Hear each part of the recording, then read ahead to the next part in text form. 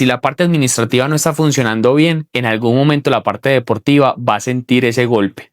Ese temblorcito que se da cuando lo administrativo está tambaleando, también lo siente el deportista y lo siente el cuerpo técnico.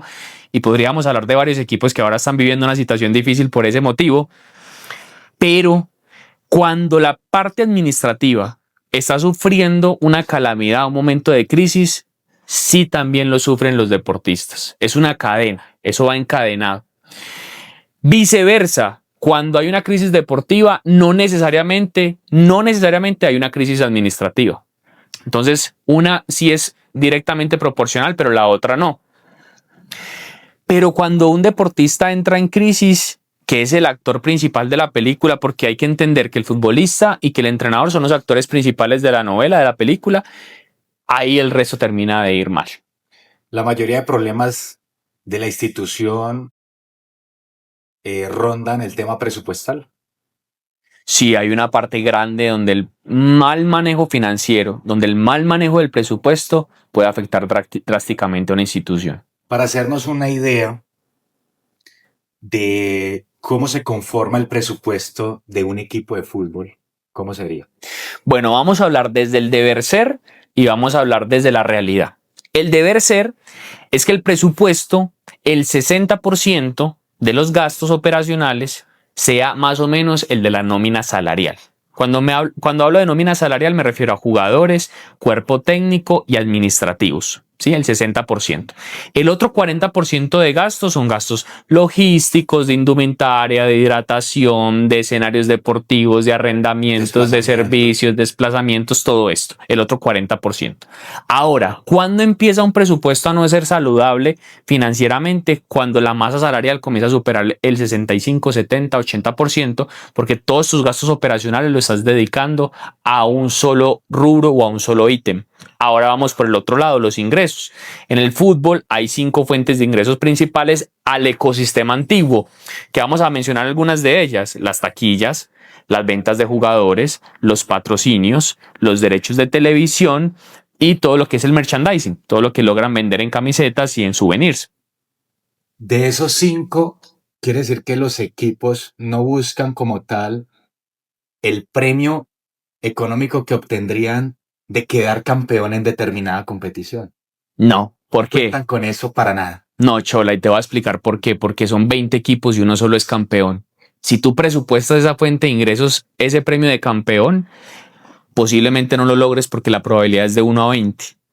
Es de 5%, ¿cierto? La probabilidad.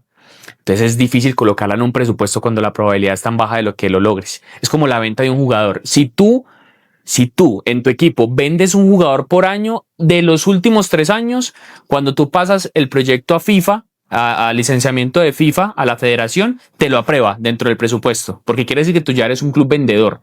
Pero si tú no tienes por lo menos 3 años de venta de jugadores, eso tampoco puede ir dentro de un presupuesto. Claro. Felipe, y de esas 5 esferas que conforman los ingresos, me imagino que para cada equipo va a ser diferente cuánto le ingresa por taquilla, cuánto, pero también para hacernos una idea, así como dijiste, operacional 60%, ¿cómo lo podrías de un equipo normal distribuirlo así en porcentajes, los ingresos? Entonces, lo saludable, vamos a hablar desde la salud financiera de un equipo, aunque hay unas diferencias muy marcadas. Ejemplo, en Colombia, la superintendencia sacó los resultados financieros de los equipos del fútbol colombiano.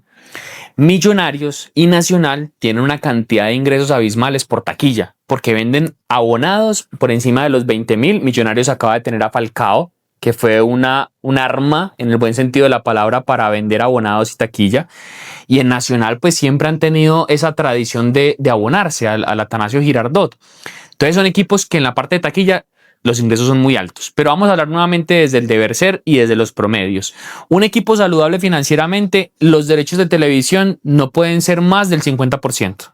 Porque si tú ya dependes más del 50% de los derechos de televisión, estás peligrando tus ingresos en algún momento, como nos pasó a nosotros en la pandemia. En la pandemia hubo una reducción tremenda en los derechos de televisión y eso nos afectó drásticamente el funcionamiento de la empresa, porque nosotros dependíamos un 60-70% de los derechos de televisión. Después viene la taquilla, que la taquilla debe ser entre un 20 y un 30%. En casos específicos como Nacional Millonarios, inclusive a veces la taquilla es superior a los derechos de televisión y eso está bien, saludable financieramente. Y de ahí viene todo lo que es merchandising. O sea, el otro 20-25% es merchandising, es posiblemente una venta de un jugador, es patrocinios, que hay equipos que reciben por patrocinios una cantidad abismal. Vuelvo a colocar el caso de un Nacional, de un Junior, de un Millonarios, de un Medellín. Y hay otros equipos como un Chico, como un Envigado, como una Alianza, que realmente la parte de patrocinios es muy baja. El restante es esas tres fuentes de ingreso. Entonces, si vamos a concluir y a cerrar, las dos más importantes es derechos de televisión en Colombia, ¿no? Derechos de televisión y taquilla. Tú como director deportivo, llegas a un equipo nuevo, de esas 5, ¿a cuál le apuntarías más a fortalecer más? Hay dos roles que he cumplido en el mundo gerencial y en uno me enfoco más en un ítem y en el otro a nivel general. Yo paso del Deportivo Pereira de ser gerente deportivo a ser gerente general en Costa Rica. Entonces yo cuando era gerente deportivo del Pereira yo decía, por favor, deme más presupuesto, deme más porque yo quiero contratar más y mejores jugadores. Pero cuando yo llego a Costa Rica, yo ya le digo al director deportivo, yo le digo, no, venga, hay que medirse un poquito, no me pida tanto porque tenemos un montón de gastos y ese es el presupuesto para contratar jugadores. Entonces cuando era gerente deportivo me enfocaba en qué? En la masa salarial, netamente en el presupuesto para contratar jugadores y cuerpo técnico. Pero cuando fui gerente general en Liberia, en Costa Rica, ahí sí me enfoqué en absolutamente todo.